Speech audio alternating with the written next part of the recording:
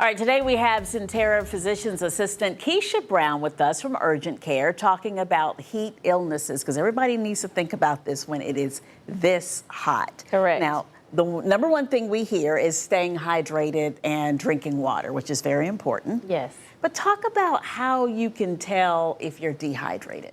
I think some of the symptoms that people may, I know some of the symptoms that people may begin to experience is they may feel weak, they may feel lightheaded or dizzy if they're not adequately hydrated, and then that can lead to not only heat exhaustion, but heat stroke, to the point where a person can feel confused and just they have altered mental status. And so the number one way to do that is to avoid drinking sugary drinks, caffeine, of course, increase your water intake. You should be drinking every 15 to 20 minutes if you're going to be outside right now. Okay, I was going to ask you, how much water should we drink? Because you hear, oh, get your 64 ounces a day. I mean, it just changes. Is there a certain amount of water we should drink each day? It is. It's recommended a gallon of water a day, but if you're going to be outside in the heat, of course, your body's going to expel more water because you're naturally perspiring. So you want to make sure that you rehydrate, and then especially adding electrolytes too if you're really sweating excessively. All right. So every 15 minutes if you're outside, that's very important. Correct. Okay, heat stroke, heat exhaustion.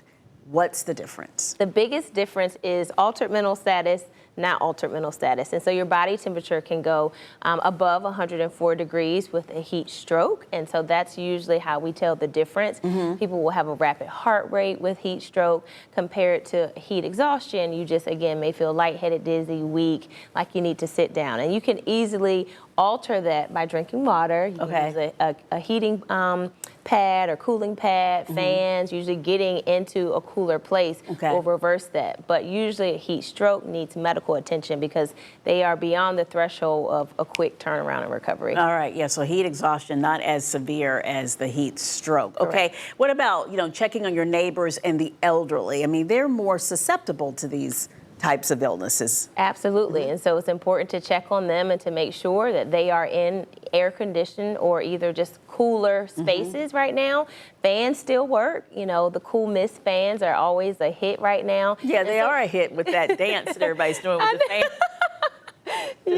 Throw that in. Yes, but absolutely, just making sure that they have what they need. Water, frozen water is always a hit. We take it for granted, but you can use it to drink and you can use it to cool your body. And then cool showers are another thing. All right. They tend to lower your body temperature so you can maintain your coolness. All right, so you got to be vigilant. Thank you so much. We appreciate it. Thank you. Come back anytime. Thank you.